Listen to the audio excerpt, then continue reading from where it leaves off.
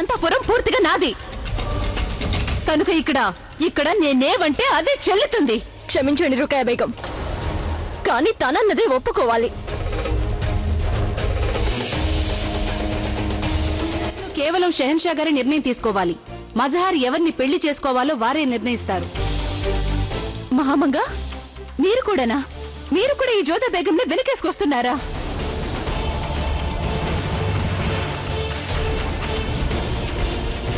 వాళ్ళు మిమ్మల్ని అపారంగా అభిమానిస్తారు, అయిన వారిగా భావిస్తారు, ఎల్లప్పుడూ మీ శ్రేయస్సే కోరుకుంటారు. అలాంటి వాళ్ళ సమస్య తెలుసుకోవడం వేరొకరి హక్కులో జోక్యం చేసుకున్నట్టు కాదు. ఇది మీరు మీ కర్తవ్యాన్ని నిర్వర్తించడమే అవుతుంది. ఇదే నేను తమరికి చేయదలిచిన విజ్ఞప్తి. ఒకానొక్కప్పుడు అంతఃపురం మీ చెప్పు చేతుల్లోనే ఉండొచ్చు, కానీ ఇప్పుడు అదంతా మారిపోయింది. ఇప్పుడు ఏది అంతఃపురంలో మీ ఇష్ట ప్రకారం జరగటం లేదు.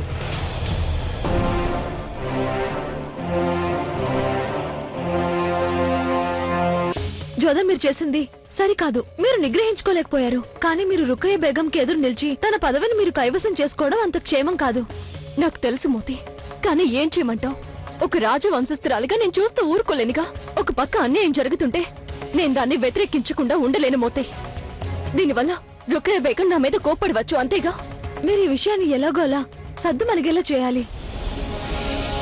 నాకు అర్థం కావడం లేదు, రుకయ్య బేగం ప్రతిసారి ఇలా ఎందుకు చేస్తుందో. చాలా మామూలు విషయమే కదా. అవునత్తయ్య, ఇది చాలా మామూలు విషయం, కానీ రుకయ్య బేగం పంతానికి పోతున్నారు. అయినా వాళ్ళిద్దరూ అంగీకరించినప్పుడు ఆవిడ వాళ్ళకి వేరే వాళ్ళతో ఎందుకు పెళ్లి చేయాలనుకుంటున్నారో ఏమో. ఆ జోధా బేగం మిగతా బేగంలో జలాల్ నన్ను వ్యతిరేకిస్తారని అనుకున్నట్లయితే అది వాళ్ల పొరపాటు. జలాలెన్నిటికీ నన్ను వ్యతిరేకించబోరు. ఏదో ఇక నేను జలాల్ నిర్ణయం కోసం ఎదురు చూస్తున్నాను. తర్వాత నేను ఆ జోధా బేగం సంగతి కూడా తేల్చేస్తాను. జలాల్ బాగా ఆలోచించిన మీదటే అంతఃపుర బాధ్యతలు అప్పగించారు నాకు.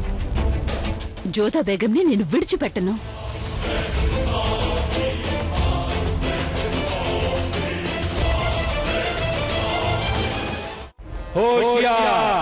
భవిష్య కాంతి హిందూ దేశపు చక్రవర్తి బాద్షా జలాలుద్దీన్ మొహమ్మద్ వేస్తున్నారు.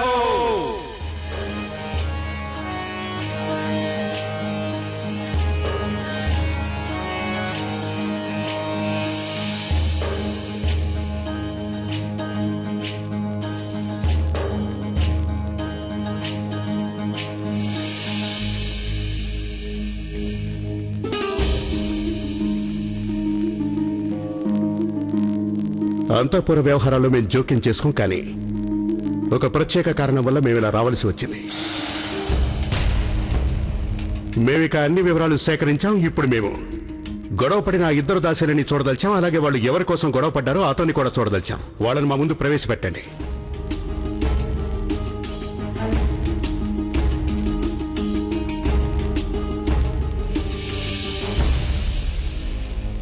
ముందుగా షెహన్షా గారికి మీ ముగ్గురు మీ పేర్లు చెప్పండి. నా పేరు రుక్సానా హుజూర్. నేను మజార్కి బాల్య స్నేహితురాలిని. మా ఇద్దరికి బాల్యంలోనే పెళ్లి నిశ్చయం అయిపోయింది హుజూర్. నా పేరే మజహర్ హుజూర్. నా పేరేమో అజీజా. చూడు మజహర్, మేము ఇప్పుడు నిన్ను అడగదలిచాం.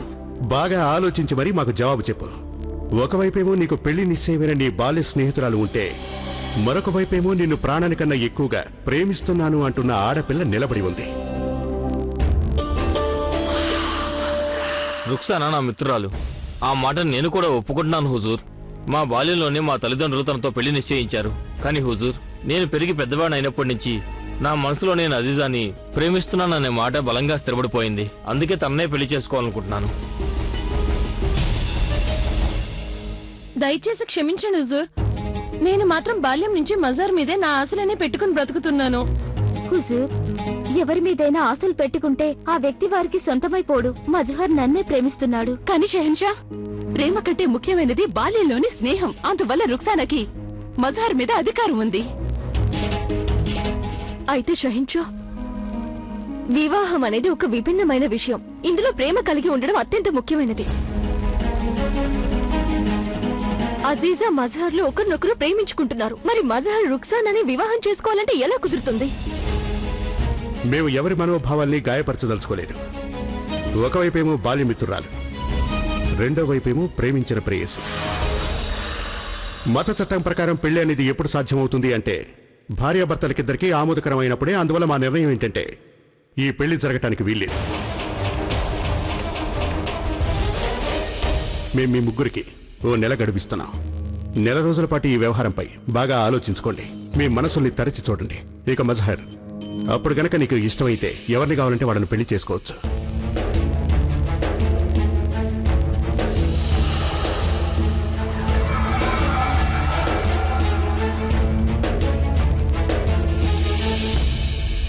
మా నిర్ణయం చాలా మందికి నచ్చలేదని మాకు అనిపిస్తోంది. నిజానికి మా నిర్ణయాన్ని ఎవరూ ప్రశ్నించకూడదు. మా నిర్ణయం మీద బేగంల అభిప్రాయం తెలుసుకోదలిచాం. మీరందరూ కూడా నిర్భయంగా చెప్పండి. హుజూర్, తమరి నిర్ణయంపై మాకెలాంటి శంక లేదు. కానీ ఇంకొకటి చెప్పాల్సి ఉంది. ఈ రోజు ఈ దాసీల విషయంలో జరిగినట్లే పదే పదే ఎందరికో జరుగుతుంది. నిజానికి మా అందరికీ రుకయా బేగం మీద చాలా గౌరవం ఉంది. కానీ ఆవిడ ఇలాంటి అన్యాయాలకు పదే పదే పాల్పడుతున్నారు.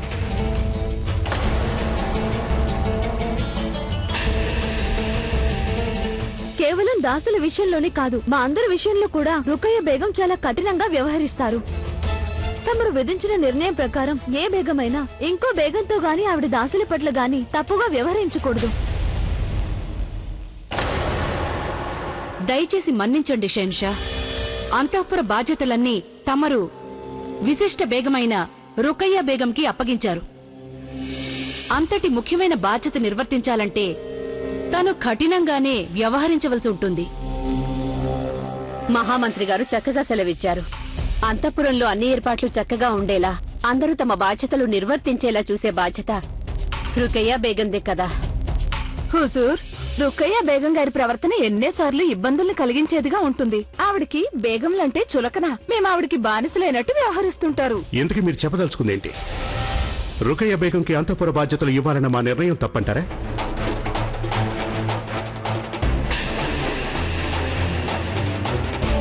నా బాధ్యతల్ని చేపట్టాలనుకుంటున్న వారెవరో నేను తెలుసుకుందాం అనుకుంటున్నాను.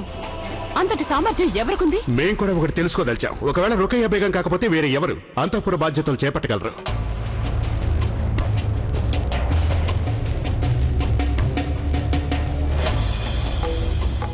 ఏంటి రుక్సా, మీరు అంతఃపుర బాధ్యతలు చేపట్టగలరా? లేదు సహింషా, నాకు అంతటి సామర్థ్యం లేదు. మరైతే మీరు అంతఃపుర బాధ్యతలు చేపట్టగలరా? ఇక్కడెవరైనా అంతఃపుర బాధ్యతలు చేపట్టడానికి సంసిద్ధంగా ఉన్నారా?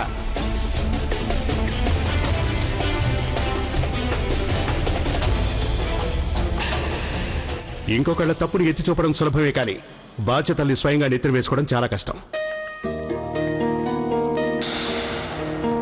చెప్పండి, ఎవరు మీలో రుకయ్య బేగం బదులు అంతఃపుర బాధ్యతలు చేపట్టగలరో చెప్పండి. హుజూర్, జోదా బేగం గారు.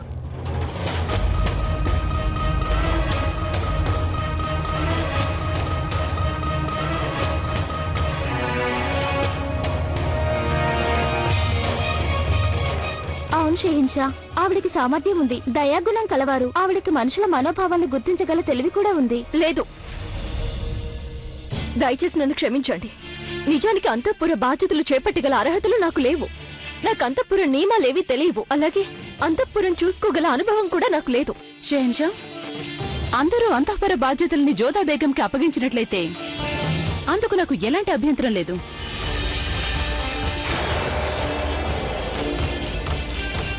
వద్దు రుకయ్య బేగం, నేను మీకు ఇదివరకే మనవి చేశాను. అంతఃపుర బాధ్యతలను చేపట్టగల అర్హతలు అందరికంటే ఎక్కువగా మీకే ఉన్నాయని చెప్పాను. సరే, అయితే మేము మీ అందరికీ రేపటిదాకా వ్యవధిస్తున్నాం.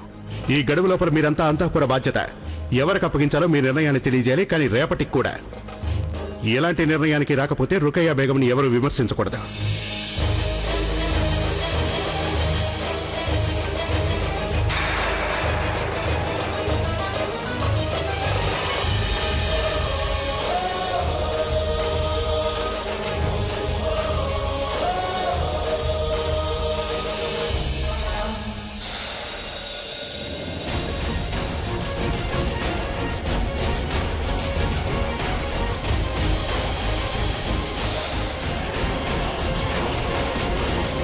ఈ వ్యవహారాన్ని ప్రశాంతంగా పరస్పరం చర్చించుకుని పరిష్కరించుకుని ఉండవచ్చు.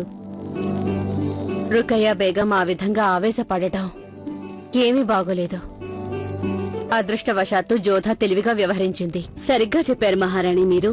ఆ జోధా బేగం స్థానంలో వేరొక బేగం ఉండుంటే తను అంతఃపురాన్ని తన హస్తగతం చేసుకునేది. అలా జరిగితే రుకయ్య బేగం పెద్ద గాలివానే సృష్టించేది. జోధా బేగం తీసుకున్న నిర్ణయం వెనుక ఎంతో దూరదృష్టి ఉంది.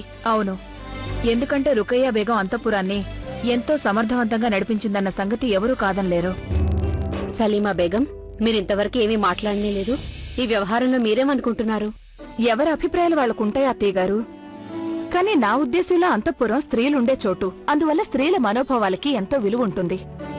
అలాంటప్పుడు అంతఃపురానికి సంబంధించిన వ్యవహారాలపై నిర్ణయం తీసుకునే వాళ్ళకి అధికారం కంటే సున్నితమైన మనోభావాలుండాలి. రుకయ్య బేగంకున్నంత అనుభవం జోధా బేగంకి లేదని నేను ఒప్పుకుంటాను. ఆవిడికి మొఘలాయి విధానాల నియమాల గురించి తెలియకపోవచ్చు, కానీ మనోభావాలను అర్థం చేసుకోవడంలోనూ సరైన నిర్ణయాలు తీసుకోవడంలోనూ ఆవిడ సామర్థ్యాన్ని నేను అంగీకరిస్తాను అత్తయ్య గారు. అంతఃపురం అంటే అది ఒక సామ్రాజ్యం కాదు. అక్కడ అధికారం బుర్రని మాత్రమే ఉపయోగించకూడదు, మనసు కూడా ముఖ్యం. రుకయ్య బేగం నాకు చెల్లెల్లాంటిదే అత్తయ్య గారు, కానీ తరచుగా ఆవిడ నిర్ణయాల్లో నాకు అధికారంతో కూడిన అహంకారమే కనిపిస్తుంది అత్తయ్య. అందువల్లే ఇవాళ జోధా బేగం పేరు ప్రస్తావనకొచ్చింది. జోధా బేగం గనుక ఒప్పుకున్నట్టయితే ఆవిడ అంతఃపురాన్ని రుకయ్య బేగం కంటే ఎక్కువ సమర్థవంతంగా నడిపిస్తుందని నమ్ముతున్నాను. సుభానల్లా, ఎంత ఉన్నతమైన ఆలోచనలు మీవి సలీమా బేగం. ఓ, అంటే సలీమా బేగం జోధా బేగంని సమర్థిస్తుందన్నమాట. ఈ కబురు వల్ల నాకు ఇనాం తప్పక లభిస్తుంది. నేను ఈ సంగతి రుకయ్య బేగంకి చేరవేయాలి. ప్రణామాలు షహిన్షా. రండి జోధా బేగం. సంగతి ఏంటంటే అంతఃపుర రభస వల్ల మాకు కొంచెం తలనొప్పి వచ్చింది. ఏదో కొంచెం తల పట్టించుకుంటున్నాం. కూర్చోండి. వద్దు, నాకిలాగే బాగుంది. ఇక వెళ్ళు.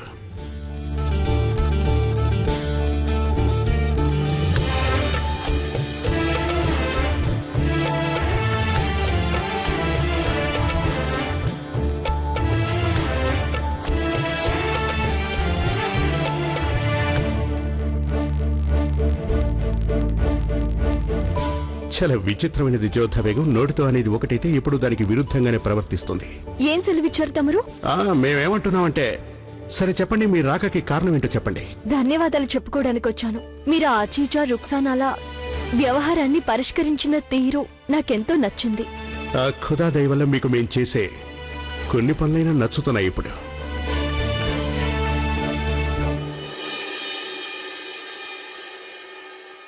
షహిన్షా, నేను మీతో కొంచెం మాట్లాడాలనుకుంటున్నాను. మాటలు అవన్నీ ఆ తర్వాత జోధా బేగం. ప్రస్తుతానికి మాకు చాలా తలనొప్పిగా ఉంది. మీరు గనక కొంచెం మా తల పట్టారంటే వినటం తేలికవుతుంది. కానీ ఇంతవరకు ఆ దాసి మీకు తలపట్టే కదా వెళ్ళింది. కానీ తన చేతుల్లో అంత శక్తి ఎక్కడుంది జోధా బేగం? మృదువైన మీ చేతుల్లో మహిముంది. నిజంగానే జోధా బేగం, మాకు ఇంకా చాలా తలనొప్పిగానే ఉంది.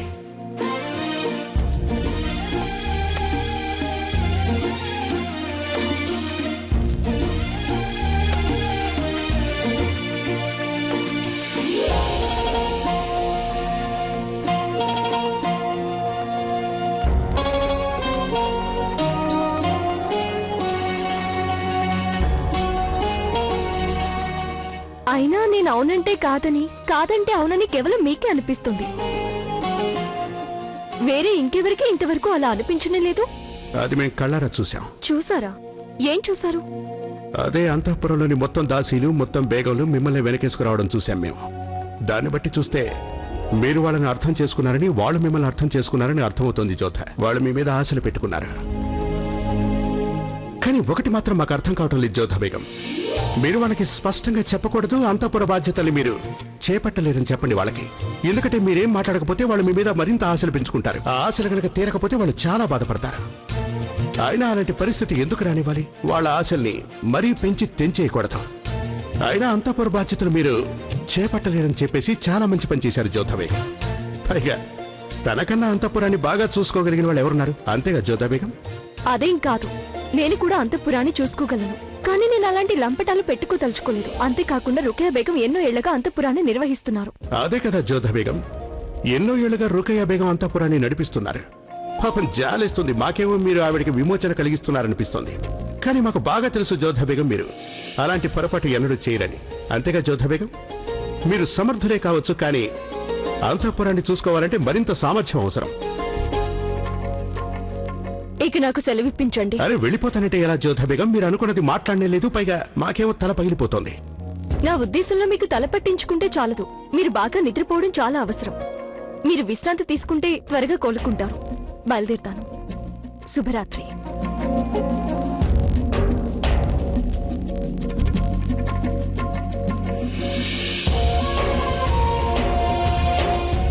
శుభరాత్రి జోధా బేగం. హాయిగా నిద్రపోండి. ఎందుకంటే రేపటి నుంచి మీరు చాలా పని చేయవలసి ఉంటుంది. మీరు చాలా శ్రమించవలసి ఉంటుంది జోధా బేగం. సలీమా బేగం, నేను మీతో కొంచెం మాట్లాడదలిచాను. రుక్కయ్య బేగం ఈ వేళప్పుడు వచ్చారు? ఏం జరిగింది? దాడి జరిగింది నా మీద. వంచనతో మమ్మల్ని వెనుక నుంచి వెన్నుపోటు పొడిచారు. ఇంతకాలంగా నేను ఈ అంతఃపురాన్ని నిర్వహిస్తున్నాను. ఏ ఒక్కరూ నోరెత్తలేదు. కానీ ఇవాళ చూస్తే అందరూ నోటుకొచ్చినట్టు మాట్లాడుతున్నారు. ఎన్నో ఏళ్లుగా నేను అంతఃపురాన్ని నిర్వహిస్తున్నాను. ఇప్పుడు నాకు బాధగా ఉన్నదేంటంటే, నేను నా వాళ్ళనుకున్న వాళ్లే చివరికి నన్ను వదిలేశారు. మీకిలాంటి పరిస్థితి వచ్చినందుకు నాకు బాధగానే ఉంది రుక్కయ్య బేగం. బాధగా ఉందా నీకు? ఇంతవరకు నీ నిజ స్వరూపం ఏంటో నాకు తెలియనే లేదు. దొంగనేమో దొంగతనం చేయమని చెప్తావు, కాపలా వాడినేమో అప్రమత్తంగా ఉండమని చెప్తావు. ఏంటి నీ ఉద్దేశం? ఏమనుకుంటున్నా నువ్వు? నాకేం తెలియదు అనుకుంటున్నావా? నీ ఆలోచన తెలియదు అనుకుంటున్నావా? నీ ఉద్దేశం ఏంటి? ఆ జోధా బేగం నాకంటే మెరుగనా? కాదు, ఈ రుక్కయ్య కంటే మెరుగైన వాళ్ళు ఇంకెవరూ లేరు. జోధా లేదు, సలీమా లేదు. మీ మాటలు వింటుంటే మీరు మొఘలాయిల సభ్యతా సంస్కారాల్ని పూర్తిగా మర్చిపోయారనిపిస్తోంది. మీరు నుంచి నువ్వు, సలీమా బేగం నుంచి సలీమా, ఇవేనా మీ సభ్యతా సంస్కారాలు? ఓహో, అంటే ఇప్పుడు నువ్వు నాకు సభ్యతా సంస్కారాలు నేర్పిస్తావన్నమాట. నిస్సందేహంగా మీరు సభ్యతను గుర్తిస్తే సరే, లేదంటే సభ్యత హద్దులేమిటో మీకు చెప్పాల్సి వస్తుంది. హద్దులు మీరిపోయింది నువ్వు. మహారాణి గారి ముందు నన్ను అసమర్థురాలు అని అవమానంగా మాట్లాడావు. నేను అంతఃపురం నడిపించే తీరుతెన్నుల మీద అవమానకరంగా మాట్లాడావు. నువ్వు విశిష్ట బేగంని కించపరుస్తూ వ్యాఖ్యలు చేశావు. మీలా గొంతు చించుకుని మాట్లాడడం నాకు కూడా వచ్చు రుక్కయ్య బేగం. కానీ గట్టిగా అరిచినంత మాత్రాన నిజాలు మారిపోవు కదా. నిస్సందేహంగా మీరు విశిష్ట బేగమే. కానీ బంధుత్వాల దృష్టిలో చూస్తే నేను మీకు అక్కయ్య లాంటిదాన్ని. బహుశా మీరు అంతఃపురాన్ని ఎంతో కాలంగా నడిపిస్తూ పెద్దవాళ్లతో మాట్లాడే సభ్యత కూడా మర్చిపోయారనిపిస్తోంది. ఓహో, అంటే ఇప్పుడు నువ్వు నాకు... నేను చెప్పడం ఇంకా పూర్తయిపోలేదు రుక్కయ్య బేగం. నా ఉద్దేశంలో ఇవాళ మీ విషయంలో అలా జరగడానికి అటు జోధా బేగం కానీ ఇటు దాసీలు కానీ కారణం కాదు. అందుకు కారణం మీరు అనుసరిస్తున్న అమర్యాదకర అసభ్య ప్రవర్తనే. ఇంకోటి చెప్పనా రుక్కయ్య బేగం, మీరు కనుక మీ ప్రవర్తన మార్చుకున్నట్లయితే అతి త్వరలోనే మీరు అందరి దృష్టిలోనూ మీ పదవిని, స్థానాన్ని పోగొట్టుకుంటారు. పూర్తిగా దిగజారిపోతారు. జోధా బేగం ని వెనకేసుకొచ్చినంత మాత్రానా నీ ఉద్దేశంలో ఆవిడ స్థాయి పెరిగిపోతుందనా? అవును, నేను జోధా బేగంని వెనకేసుకొచ్చిన మాట నిజమే. ఎందుకంటే నా దృష్టిలో మనోభావాల్ని అర్థం చేసుకోగల తెలివి మీకంటే ఆవిడికే చాలా ఎక్కువగా ఉంది రుక్కయ్య బేగం. ఈ సంగతి అందరి ముందు చెప్పడానికి నేనేమి వెనుకాడను. మీ ముందు గాని, షెహన్షా ముందు గాని ధైర్యంగా చెప్తాను. రుక్కయ్య బేగం, నేను మీకు అక్కయ్య స్థానంలో ఉన్నాను. ఎప్పుడైనా చెల్లెలు గనక తప్పు చేస్తే అక్కగా దాన్ని అడ్డుకోవడం నా బాధ్యత. నా ఉద్దేశంలో మీరు షెహన్షా గుండెల్లో హృదయం లేదు అనే మాట పదే పదే అంటున్న కారణంగా మీలోని హృదయమే చచ్చిపోయినట్టుంది రుక్కయ్య బేగం. ఇప్పటికైనా నా మాట విని విశ్రాంతి తీసుకోండి. నిద్రపోయిన మీ హృదయాన్ని మేల్కొల్పండి. అందరూ ఇలా మిమ్మల్ని ఎందుకు వ్యతిరేకిస్తున్నారని మిమ్మల్ని మీరే ప్రశ్నించుకుని చూడండి. అప్పుడు మీ హృదయంలోనే మీకు సమాధానం దొరకొచ్చు. నేను నా రచన ఇంకా పూర్తిగా రాసుకోవాలి రుక్కయ్య బేగం. దయచేసి నన్ను క్షమించండి. షబ్బా ఖైర్.